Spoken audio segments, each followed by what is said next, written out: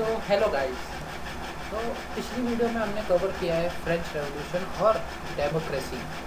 तो अब हम देखने वाले हैं कि फ्रेंच रेवोल्यूशन के बाद क्या होता है यूरोपियन हिस्ट्री में, कैसे वो कंट्रीज़ को इंस्पायर करता है। और इसलिए हमने एग्जांपल दिया है रशियन रेवोल्यूशन का। ये आपके हिस्ट्री का चैप्टर नंबर 2 है और यहाँ पे हम देखेंगे कि रशिया कैसे एक कम्युनिस्ट गवर्नमेंट को फॉर्म करता है। हालांकि उसकी वो कोशिश रहती है कि वो डेमोक्रेटिक कंट्री बने, लेकिन अब वो कम्युनिज्म के पकड़ में आ जाता है। यहाँ पे हम कम्युनिज्म का भी मतलब समझने वाले हैं, कम्युनिज्म आखिर में क्या होता है, और देखेंगे कैसे रशियन पीपल ने यहाँ पे रेवोल्यूशन किया था और कम्युनिस्ट गवर्नमेंट जो एक आइडिया चल रहा था उसे एक सोच बनाया और उसे एक वर्ल्ड इमेज दी। So hello guys, welcome to my channel. और आज हम कवर करने वाले हैं रशियन रेवोल्यूशन। यहाँ पे हम कवर करेंगे what are the effects of French revolution, उस वक्त क्या क्या डिफरेंट आइडियोलॉजीज चल रही थी, और यहाँ पे हम रशिया को देखेंगे जो रेवोल्यूशन से पहले का था, और हम फिर 1905 की बात करने वाले हैं। तो होप करता हूँ कि आपको बहुत अच्छी लगेगी वीडियो और आप उसे बहुत ज़्यादा सपोर्ट करें। So let's begin with our first topic, the effect of French revolution. जैसे हम जानते हैं कि फ्रेंच रेवोल्यूशन यूरोपियन हिस्ट्री में काफ़ी मेजर इवेंट की तरह देखा जाता है। क्यों? क्योंकि इसने आइडियाज़ ऑफ जो रेवोल्यूशन थे, चेंजेस थे सोसाइटी में, उसे एक तरह से वर्ल्ड इमेज प्रोवाइड की थी और प्रोवाइड किया था कि हाँ, हम भी कोशिश करें तो इस रेवोल्यूशन करके अपनी कंट्री और अपनी सिचुएशंस को चेंज कर सकते हैं। अब जब फ्रेंच रेवोल्यूशन हुआ उसके बाद लोगों की सोसाइटी की तरफ कई तरह की विचारधाराएँ बनने लगी, और क्योंकि ये सब डिफरेंट थी इसलिए लोग इससे आपस में झगड़ते भी थे। तो अब यहाँ पे एक स्पार्क हो रहा था लोगों के माइंड में कि अगर हम कोशिश करें और अगर हम थोड़ा सा ट्राई करें, यूनाइट होकर वर्क करें, तो शायद से हमारी जो कंडीशंस है या फिर जो राजाओं का रूल करने का तरीका है वो थोड़ा सा चेंज हो सकता है, और इसकी वजह से जो सोसाइटी है वो भी चेंज हो सकती है। सो अब हम देखेंगे कैसे चेंजेस बनने चाहिए, क्योंकि लोगों को ये तो समझ में आ रहा था कि चेंज चाहिए हमें सोसाइटी में, लेकिन कुछ लोग रैपिड चेंज के पक्ष में थे, कुछ थोड़ा चेंज चाहते थे, या फिर कुछ लोग थे जो चेंज चाहते ही नहीं थे। ऐसे ही हमने बांटे इन्हें, जैसे कि हमारे पास पहली क्लास है लिबरल्स की, फिर रेडिकल्स की, और फिर कंजर्वेटिव्स। सो शुरू करते हैं हम इन्हीं सब बातों से और देखते हैं कि लिबरल्स कौन थे। तो लिबरल्स वो लोग थे जो कि एक रिप्रेजेंटेटिव इलेक्टेड पार्लियामेंट्री गवर्नमेंट चाहते थे, और चाहते थे कि एक इंडिपेंडेंट जुडिशरी हो, मतलब ये पावर को डिवाइड करना चाह रहे थे। जो किंग के पास एब्सोल्यूट पावर थी, जुडिशरी भी वही है, लेजिस्लेचर भी वही है, और एग्जीक्यूटिव भी वही है। अब वो चाहते थे कि जो इलेक्टेड पार्लियामेंट्री गवर्नमेंट होती है डेमोक्रेटिक में, वो आए। उसके बाद वो चाहते थे एक ऐसा नेशन जहाँ पे सारे रिलीजन्स को मानने की आज़ादी हो, और वहाँ पे इंडिविजुअल राइट्स को प्रोटेक्ट किया जा रहा हो, जैसे फ्रीडम ऑफ स्पीच। लेकिन ये जो चेंजेस चाहते थे वो थोड़ी सी स्लो रेट पे चाहते थे, ये एकदम से ड्रास्टिक चेंजेस नहीं चाहते थे। और ये सब चाहते थे कि जो मोनार्क की एब्सोल्यूट पावर है उसे थोड़ा सा लिमिट किया जाए, ना कि मोनार्क को पूरी तरह से हटा दिया जाए। भाई यहाँ पे एक बात जो आपको सबसे ज़्यादा ध्यान रखनी है वो है, ये लोग डेमोक्रेट्स नहीं थे, ये डेमोक्रेसी पे बिलीव नहीं करते थे। इन्हें चाहिए थे वो, ये सिर्फ मेंस के लिए वोटिंग राइट चाहते थे, वुमेंस को ये बिल्कुल भी वोटिंग राइट नहीं दे रहे थे। इसके बाद हमारे पास जो सेकंड कैटेगरी आती है वो रेडिकल्स। रेडिकल एक ऐसा नेशन चाहते थे जहाँ पे majority of the country population decide करे गवर्नमेंट को, एक तरह से जो डेमोक्रेसी का आइडिया रहता है। ये कभी भी पब्लिक प्रॉपर्टी के खिलाफ नहीं थे, मतलब प्राइवेट प्रॉपर्टी के कभी खिलाफ नहीं हो, लेकिन ये नहीं चाहते थे कि जो कंसंट्रेशन ऑफ वेल्थ है इसके सिर्फ कुछ ही लोग कंट्रोल कर रहे हो, जैसे एरिस्टोक्रेट कर रहे थे। ये चाहते थे कि एकदम से रैपिड चेंज आए जिसकी वजह से जो इनइक्वालिटी सोसाइटी में बनी हुई है उसे कम किया जा सके। और इन्होंने वुमेन राइट को भी फेवर किया था, और ये यूनिवर्सल एडल्ट फ्रेंचाइज के भी सपोर्टर थे। फिर हमारे पास है कंजर्वेटिव। ये बिल्कुल ही रेडिकल्स और लिबरल्स के अपोजिट थे, ये कोई भी चेंज नहीं चाहते थे। लेकिन जब फ्रेंच रेवोल्यूशन हुआ और इन्होंने देखा कि वहाँ पे लोगों की कंडीशन थोड़ी बहुत तो सुधरी, इसलिए इन्हें भी लगने लगा कि अब कुछ चेंजेस तो चाहिए, जैसे फ्रीडम ऑफ स्पीच चाहिए, लेकिन वो मोनार्की के खिलाफ नहीं थे। वो चाहते थे कि जो हमारा पास्ट है हम उसे रिस्पेक्ट करें और उसके हिसाब से चलें। और ये चाहते थे जो चेंज है वो बहुत ही धीमी रफ्तार से हो और एकदम स्टेडी रेट से हो, मतलब एकदम से गवर्नमेंट नहीं बदल रही हो। और इसमें ज़्यादातर रूलिंग फैमिली आ रही थी, नोबेलिटी आ रही थी और प्रीस्ट आ रहे थे। हालांकि क्योंकि ये लोग ही थे जिनके पास पावर थी, इसलिए ये चाहते थे कि कोई भी चेंज ना हो। इसके बाद हम देखते हैं कि रशिया कैसे दिखता था रेवोल्यूशन से पहले। सबसे पहले हम देखते हैं रशियन सोसाइटी को। तो ज़ार निकोलस सेकंड, ये एक रूलर का नाम है और ये रशिया को रूल कर रहे थे एज ए एब्सोल्यूट मोनार्क। और ये किसी भी तरह की किसी भी जुडिशरी को आंसरेबल नहीं थी पीपल से, मतलब जो कॉमन पीपल है उनके लिए अप्रोचेबल नहीं थी।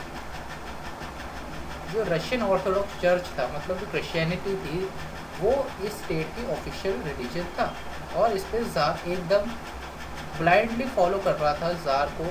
और ज़ार जो कह देता था वो उसे एज अ गॉड्स मैसेज मानने लग जाते थे। यहाँ पे जो सबसे इम्पॉर्टेंट बात है, अनलाइक फ्रांस और जर्मनी के जैसे वहाँ पे 40 to 50% पॉपुलेशन ही एग्रीकल्चर पे डिपेंड रहती है।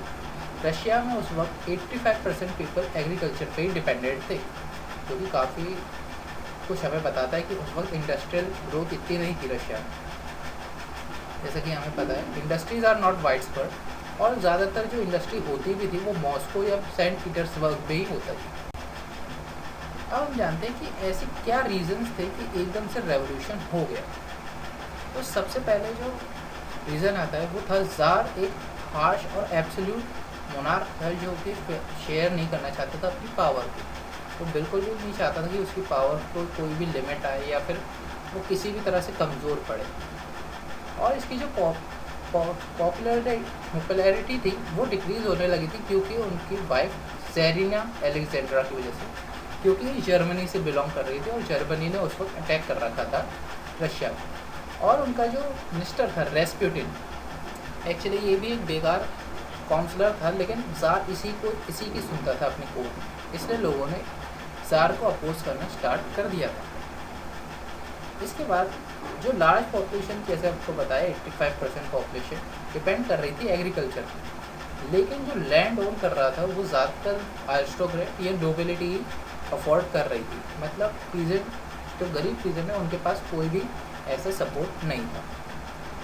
और सबसे बुरा हाल वर्कर्स का था जो फैक्ट्रीज पे काम कर रहे थे, क्योंकि फैक्ट्रीज उन्हें 14 to 15 आवर्स अ डे काम करा रहे थे, जबकि गवर्नमेंट की सुपरविजन हो रखी थी। लेकिन आप तो जानते हैं घूस दो और ये सारे रूल्स आपके लिए फ्री हो जाते हैं।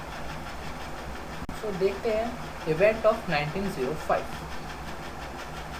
तो अब हम समझते हैं कि 1905 में जो रेवोल्यूशन हुआ था उसे जो हमारा एक्चुअल रेवोल्यूशन है जो मैं अगले पार्ट में कवर करूँगा 1917 का, उसके लिए एक स्टेज तैयार कर दिया था। एक रिहर्सल की तरह माना जाता है इसे कि ऐसा ही कुछ 1917 में हुआ था, लेकिन उससे पहले लोग तैयार हो गए। तो इसके क्या क्या रीज़न थे? सबसे पहली बात तो 1904 का ईयर जो है वो लोगों के लिए बहुत ही बेकार हुआ, कॉमन पीपल के लिए। सर्दी ज़्यादा पड़ी, लोगों के पास खाने के लिए नहीं था, क्योंकि उनकी जो वेजेस थी वो डिक्लाइन कर रही थी और जो फूड्स के प्राइस थे, मतलब जो सामान, ज़रूरी सामान था ब्रेड वगैरह, उसके प्राइस हाई होते जा रहे थे।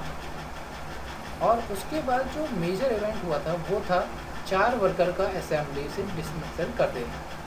मतलब एक कंपनी थी असेंबली ऑफ रशियन वर्कर, उनको डिसमिस कर दिया गया था उनकी फैक्ट्री से। और इसी की वजह से पूरी जो वर्कर सोसाइटी थी इन्होंने मिलकर एक स्ट्राइक मार दी और एकदम फैक्ट्रीज बंद हो गई। फिर हमारा जो लास्ट टॉपिक है वो है ब्लडी संडे।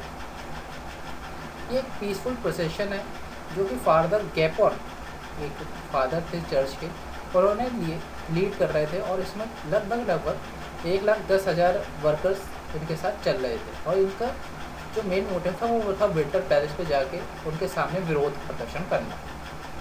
उनकी जो डिमांड थी वो थी सबसे पहले तो रिड्यूस कर दिया जाए वर्किंग आवर्स को, फिर थोड़ी सी जो सैलरी है वर्कर्स की वो थोड़ी सी बढ़ा दी जाए, और जो कंडीशन है वर्कर की वो भी थोड़ी बहुत इम्प्रूव की जानी चाहिए। लेकिन जब वो अपने पैलेस पहुँचे, विंटर पैलेस, तो वहाँ पे उनको पुलिस ने अटैक कर दिया और इसकी वजह से 100 वर्कर मारे गए और 300 जो लोग थे वो घायल हो गए। और इसी इवेंट को हम कहते हैं bloody Sunday. Okay, I hope you understand it. यहाँ पे मैंने आपके लिए एक इमेज भी रखी है कि आप देख सकते हैं। यहाँ पे ये फादर कैपोन है और इनके पीछे लोग चल रहे हैं और सामने पुलिस है, और यहाँ पे आप विंटर पैलेस को भी देख पा रहे हैं। अब हम देखते हैं कि इस रेवोल्यूशन का आखिर इफेक्ट क्या हुआ। इसकी वजह से एक तो जो वर्कर्स थे वो यूनाइट हो गए और एक साथ स्ट्राइक करने लगे। Many student and teacher also join the revolution in lack of national library, क्योंकि नेशनल लाइब्रेरीज नहीं थी और इसके लिए एजुकेशन के जो सोर्सेज थे वो लिमिटेड थे। इसलिए कई सारे टीचर्स और स्टूडेंट्स भी इस रेवोल्यूशन में कूद पड़े। कई सारे प्रोफेशनल मिलते हैं और एक तरह से यूनियन ऑफ यूनियंस को फॉर्म करते हैं। और इसके बाद उनकी जो डिमांड थी वो थी नेशनल पार्लियामेंट की, इसे डूमा भी कहा जाता है, और एक तो फ्रीडम ऑफ स्पीच की। उसके बाद क्या क्या कंक्लूजन निकाले गए, क्या क्या 1905 के रेवोल्यूशन के बाद क्या क्या हुआ। सबसे पहले तो जो ज़ार निकोलस था वो एकदम से इतना सारा केओस देख के घबरा गया और उसने सोचा कि शायद से अब मेरे को अपनी जो पावर है उसे थोड़ा सा कॉम्प्रोमाइज़ करना पड़ेगा इन लोगों के साथ, और इसलिए उसने इशू किया अक्टूबर मैनिफेस्टो, जिसमें उसने कुछ लॉज में चेंजेस किए। तो सबसे पहले चेंज उसने किया वो था एक तो इलेक्टेड पार्लियामेंट बनाई, जिसे डूमा कहा गया, जो कि गवर्नमेंट को सिर्फ एडवाइस कर सकती है। अभी भी ज़ार के पास वो पावर है कि वो लॉ बनाएगा कि नहीं बनाएगा। उसके बाद उसने freedom of speech, assembly and association को ग्रांट किया कि अब आप असेंबली बना सकते हैं, एसोसिएशन बना सकते हैं और स्पीच बना सकते हैं। और उसके बाद जो उसने सबसे इम्पोर्टेंट डिसीजन लिया वो था जो डिफरेंट पॉलिटिकल पार्टीज़ हैं या ट्रेड यूनियन है उन्हें अलाउ किया कि वो पहली बार काम कर सकें विदाउट एनी गवर्नमेंट सुपरविजन। अब वो इंडिपेंडेंटली वर्क कर पा रही थी। सो इसी के साथ आज का ये चैप्टर ख़त्म होता है। आज ये हमने पार्ट 1 बनाया है और जल्दी पार्ट 2 भी आ जाएगा। Thanks for watching, please like and subscribe. Thank you.